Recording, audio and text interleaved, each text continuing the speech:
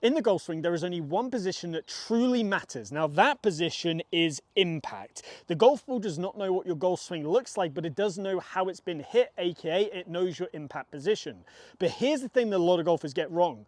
Not everybody is supposed to have the same impact conditions. In fact, there are a lot of variables at play here that need to be matched up to your swing. So in today's video, I'm going to show you how to find your perfect impact position, but also from there, how to train it. So let's now run through a drill that is going to teach you what your perfect impact position is. And the mantra that I go by in my coaching is stop guessing, start testing. And this is exactly what we're doing here. We're going to run through this test, this drill. It's going to show you your perfect impact position, take all opinion out of it. So what you need for this to start with is a golf ball, a golf club, 2 alignment sticks. Take your first alignment stick and place it down as your ball position line. Take your second alignment stick and place it through your belt loops and push it all the way through so it points towards the target, so that your trail arm can work freely by your trail hip. Now, let's just explain why these are super important. Obviously, the one through my belt loops is measuring how much my hips are turning, but arguably the most important one is this one on the ground, ball position. Reason why it's super important, look at the best players in the world right here. At impact, they have their left ear lined up with the golf ball. This is something you will see across the board with loads and loads and loads of top tour professionals. Now, here's the thing, I see amateurs, hardly any of them ever do this. So this is why we are training with very strict guidelines that I need you to follow in order to help you train this great impact position to ultimately help you improve your golf. So here's what I want you to do to set up this drill, and I'm going to take you through it stage by stage. Step 1, set up to the golf ball. Now, as you set up to the golf ball, I want this golf ball roughly to be underneath your left ear. So try and get your lead ear on this alignment stick at address straight away. You might usually play it slightly further back in the stance, in which case that's fine. Just know that by the time we come back to impact though, that lead ear needs to be back in line with that alignment stick. And set up in your normal position. Now, what you're going to do from here, 2 things. Number 1, you're going to bump your lead hip, so your left hip in my case as a right-handed golfer, straight over my left ankle. So if you look from the front on view, it's not all the way through, it's not back, it's pretty much one straight line right here from the left hip straight down to the left ankle. This is crucial. I haven't started turning my hips yet. We must be in this position. Now, once you've done that, I want you to drop your trail shoulder down till your ear gets in line with this alignment stick on the ground right there. Now, from here, just place the club behind the ball, keeping that club face square. So you can see everything so far. My hips are forwards, left hip's over the left ankle, my left ear is over this alignment stick. Now, here's the strict thing. What I now want you to do is push your left hip back as far as you can without having any discomfort or anything like that, just to the top of your range of motion, without compromising your left ear position, so without bringing your left ear sort of forwards this way, or without your hip coming in. So sort of imagine there is a wall all the way down my left hip. You're just dragging that left hip down the wall, not pushing it through it, not pulling it back. You're just dragging it down that wall. So hip over ankle joint, left ear over there. Start to push that left hip straight back down that wall and just get to the point where you feel like you're at your end of motion, range of motion right there. So you can see, same position. So this is my range of motion. As you can see, I'm about 45 degrees open right there. Now, I'm very flexible in my hips. I am hypermobile. I'm also 26, so I should have a decent amount of flexibility. However, a lot of the golfers who are watching this channel, I know the demographic that are mainly watching this are senior golfers, you're not going to get anywhere close to that. And this is where you have to be truthful with yourself. You do not want to start to do positions like this and go, yeah, I can achieve 45 degrees of hip turn, when in reality, you're breaking these conditions that I've set. Only turn as far as your body lets you. There's no right or wrong answer. So let's just say I'm 70 years old now and I'm trying to replicate what an impact condition might look like there.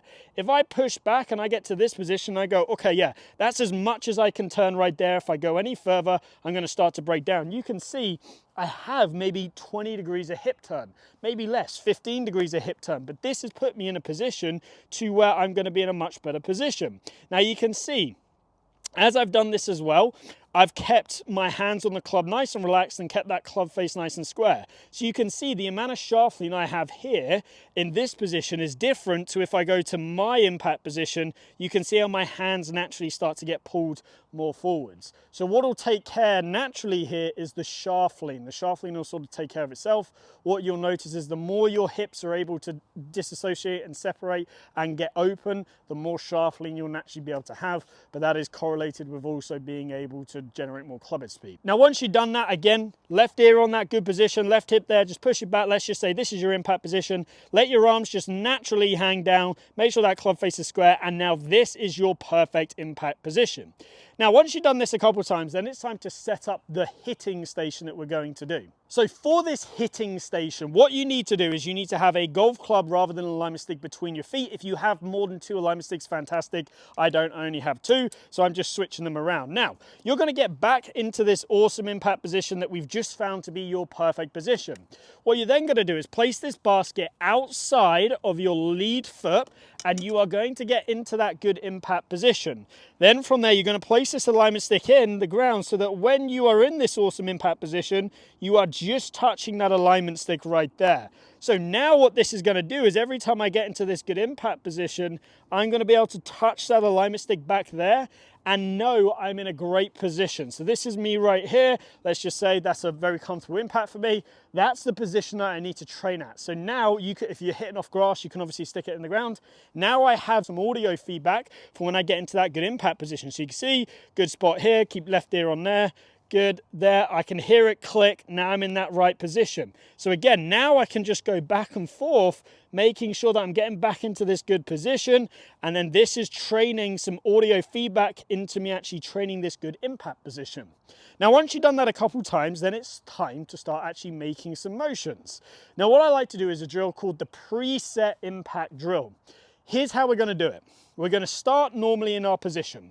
Now, we're going to run that test again. Bump the hip, left ear over the golf club, push that hip straight back until we touch this alignment stick. Now, this is our starting point. So from here, we're going to make a little hip high turn, and then we're going to turn back and try and hit this alignment stick right here at impact. If you hit it a little bit early, that's absolutely fine. I'd rather you hit it a little bit early, but if you hit it late, so you hit the ball and you never hear yourself hit this alignment stick right here, that tells you that you didn't recreate that good impact position, and you need to be feeling like you can push that left hip back and open a lot faster. So let me show you just what stage 1 of this would look like. So good setup position here. Let's go preset impact. So here's my starting point. I'm touching that alignment stick.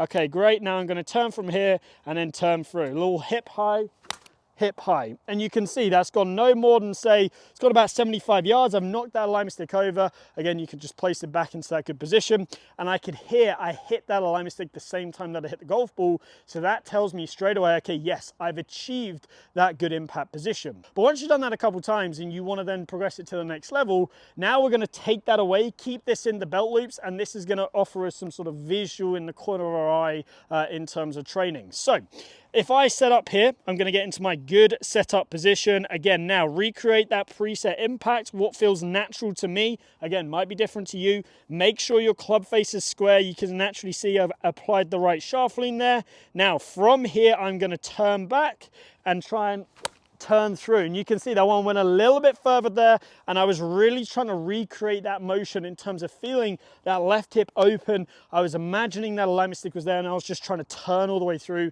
to make sure I can clip it. So now the next stage up is taking it that one step further again. Now we're actually going to do some full swings, but again starting in this preset impact condition. And again, I've taken away all of my alignment sticks through the belt loops, and the one over there, I've only got the ball position line down there, and that's my left ear reference guide for impact. So again, set up to this position as normal setup position, get into your preset impact, then from there you're going to turn all the way to the top and hit. Here's what it should look like. Setup position, preset impact, be strict with it, make sure it's in the right position. Now turn from here and all the way through.